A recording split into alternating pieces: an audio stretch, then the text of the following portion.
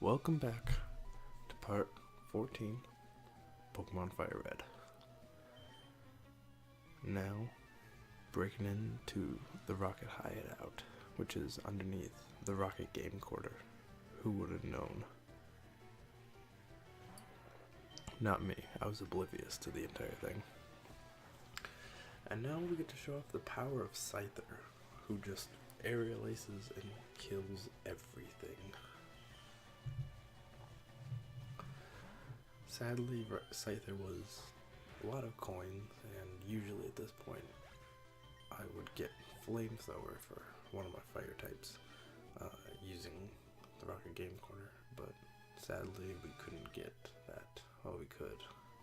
It's just I'd have to spend more of my time, and I really didn't want to do that, so we'll come back later. We'll grab TMs, and we'll see how things go from there.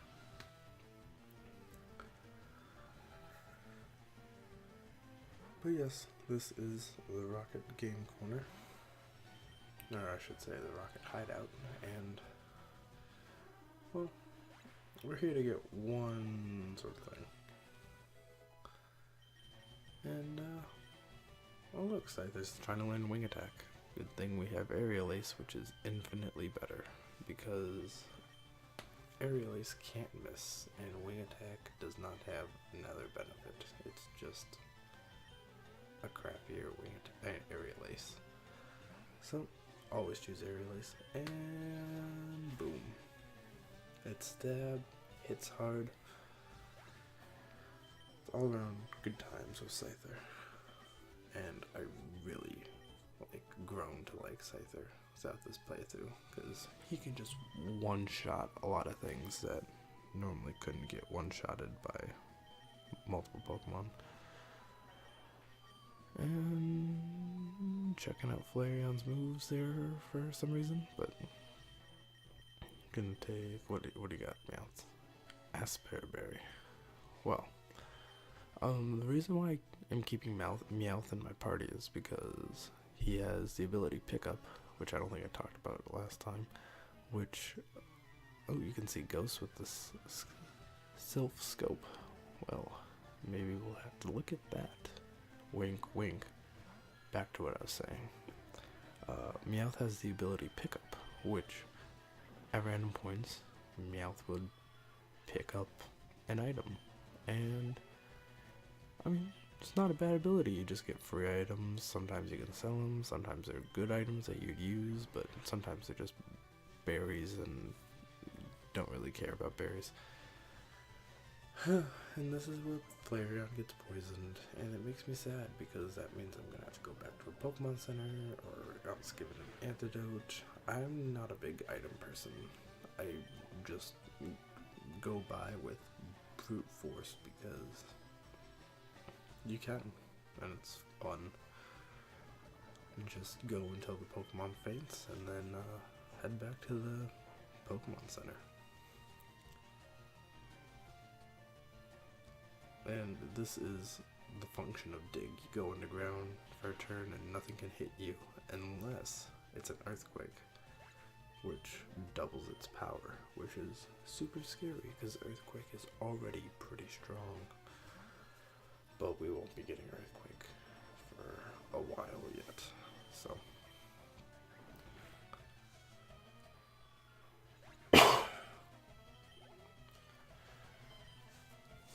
Let's see that Eradicate. Level 17 Eradicate.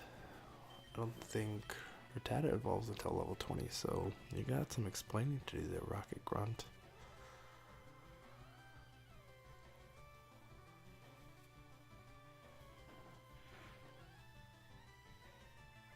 Didn't take care of the Eradicate. And now I might die this turn. Not due to poison, but it has the chance to Quick Attack me. JK, I have Quick Attack. Cannot outspeed something that's gonna outspeed it. But Flareon will faint here unless I give it something, so nope, I let it faint, which is a shame.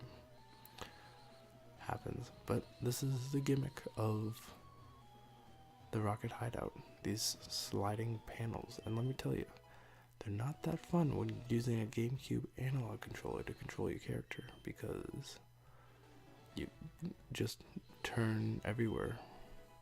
It's kind of hard to control your character. Like, you'll be noticing, I think I mentioned this in part 1, but you'll notice that I'll be walking in a straight line and I'll just turn. It's because the analog controller is not the best, but I think it's better than an emulator or something else. Well, I guess technically it is an emulator, but you know what I mean. Apparently, I just thought this was custom with all GameCubes, but apparently GameCubes don't come with the Game Boy player, and that's really weird to me because I can't imagine my GameCube not having that Game Boy player. I love the thing though. It's very convenient. But I do not like the little top bit with the Z button equals options, because I think it's unnecessary. And Flareon can use dig in here. Didn't realize that. And I'm the one who played the game. Alright. Learn something new every day, I guess.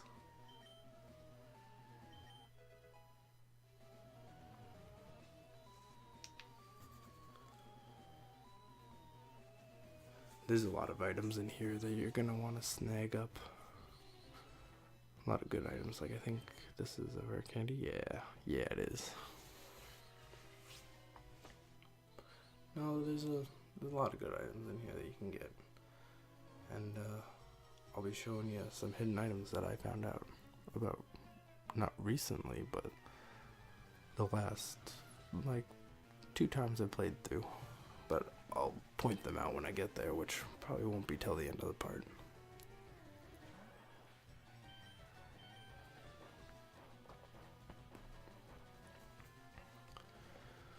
Oh, Flareon. No, we haven't gotten Flareon's best attack yet, which is actually not stab. In this game, at least.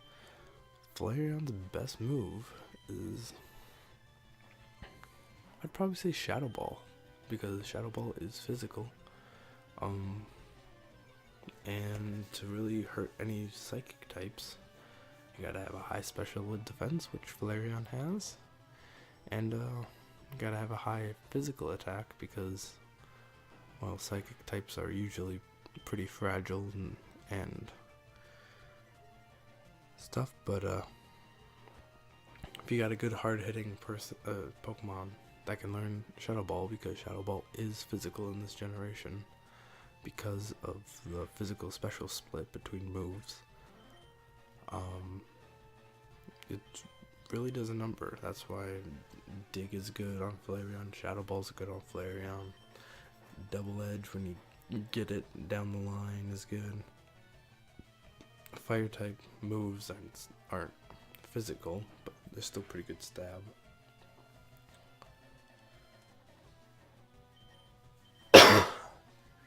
I'm sorry, guys. Keep coughing. Holy. A lot more talking than I'm used to. And I'm also sorry if my voice, if I have a quiet voice. There are people sleeping in my house, and I'm trying not to be loud.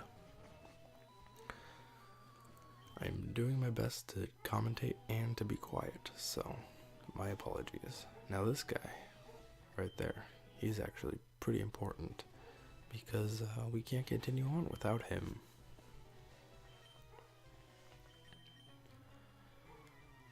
He's like, where's the lift key? You find out at the end, he actually has the lift key. It's a shocking development, and he has a coughing. Must be me, because I'm coughing lots. Probably gonna cut him out, so you're probably gonna be like, what are you even talking about? But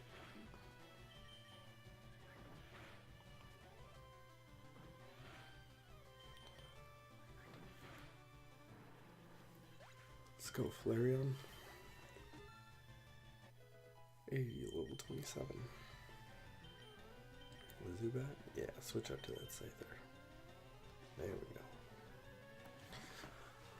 go. Oh, I forgot to say this at the beginning, but last part I was gonna talk about how I like to level up my Pokemon, and that's with, or was it 2 parts ago? It was at the end of one of the parts. I remember, yeah, see, he drops the lift key. In the original games, you had to talk to him again, and apparently a lot of people got tripped up. But, back to what I was saying. I like to train up my party with my starter Pokemon one level higher than the rest of them, and I like to level them up, like, as we go throughout the game. That's just the way I do it. But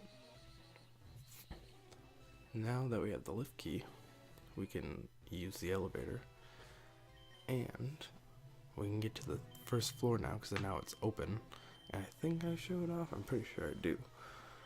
But first floor is basically a shortcut instead of having to go through the panels that send you this way and that way. To get to here, you can instead just go to the basement floor hideout, and I'm glad I skipped past that guy because I did not want to commentate another battle. But apparently I'm poisoned, so that should be fun. But now we go to floor number 4 in the basement, and we get a calcium, which ups your special attack IV wise, I believe, or is it EV wise? No, it's EV wise. It's EV wise. Definitely not IV. Those are the stats of Pokemon, and it's really complicated. I might explain it later, just not right now, because one, haven't really looked up on them like a whole lot. Like, I used to know a lot about them, but I just need a refresher, and I'm kind of tired, so probably wouldn't explain it very well. And then there'd be rare candy from Meowth's pickup, which is always a good time. I just don't think I'll be able to explain IVs and EVs very well. But apparently this guy was at Mount Moon, which is that first cave that we went into. I don't know if me and Jake talked about it, but Team Rocket was there looking for fossils, and we have to beat these two guys to get past the door and see what lies beyond. Scyther just aerial acing these guys because that's what Scyther does. And I'm pretty sure that's the only move that we're going to be using for probably the entire time we have Scyther. Just because moves, there's not a lot of variation to the moves. There's not a lot of good bug moves, and there's not a lot of good flying moves, unless you have Fly, which Scyther can't get. But aerial ace ain't bad. It'll do. And that's all I'm really, like, wanting. Something that will work. Now this guy has Sand and Sand Shrew, Ekans, and Sand Slash. And the other guy will have Ekans, Sand Shrew, and Arbok, which is the evolved form of Ekans. And you can get Ekans, well, you guys know where to get Ekans. I showed you guys right by, I always get Cerulean. Right by Cerulean, and Ekans is the Fire Red exclusive. Sandslash is the Leaf Green exclusive equivalent of that. Which I think Sandslash is a lot better than Arbok, in my opinion at least. I just like ground types more, it hits harder. I think it's a little slower, I'm not sure on the stats. All I know is Arbok's not the best, but Sandslash is pretty alright. But yeah, now we're fighting Ekans, Sandshrew, and Arbok. Because we need to see what's past the door.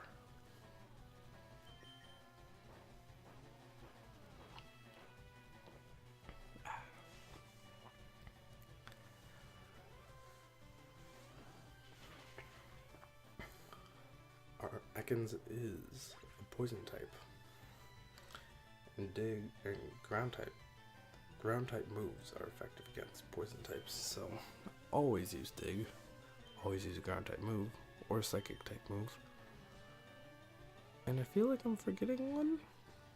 Poison is ground and psychic, is that it? I think so. Alright. Ground and poison, man. Critical hit. Nice. Ekans is snake backwards and Arbok is cobra backwards. Just in case you didn't know. Little fun fact, I really liked that fact when I found it out. I don't remember who told me or where it's from, but I like it. It's a nice touch.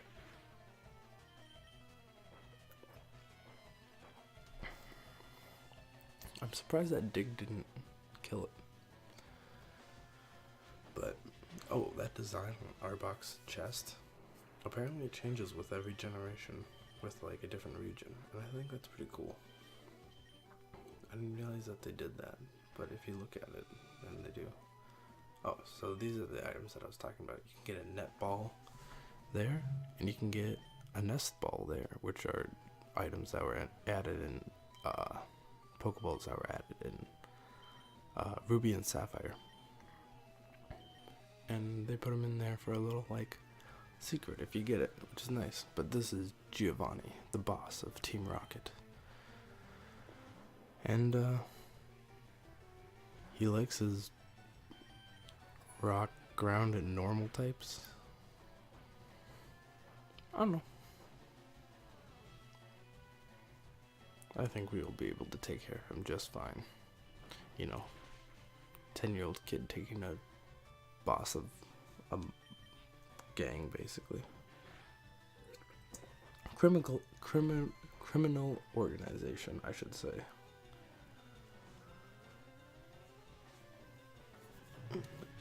Dig him up. There we go. Flareon grows to level 28. Right horn. You gonna stay in, use dig because it's super effective. Why not?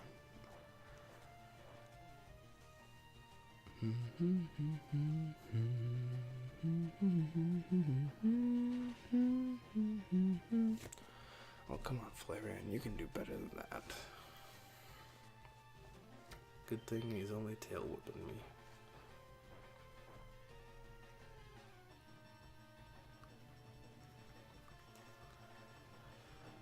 Flareon, use dig. It's super effective. Alright, Kangaskhan. The real threat that he has. This thing can hurt, but it's not too bad if you know how to deal with it. Oh, that did a lot more damage than I thought it would. Alright, I guess we're just gonna air release. Brute Force. Bite is special, so I'm not too worried about Bite in this game. And with 4 area laces, Kangaskhan is down.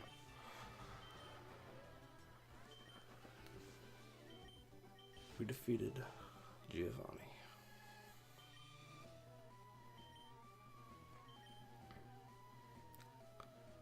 And with that, we get the Sylph Scope, which allows us to see ghosts. I wonder how we'll use it. Maybe we'll find out in the next part. Maybe we won't. I honestly forgot. We might do something completely different, but I guess we'll find out later.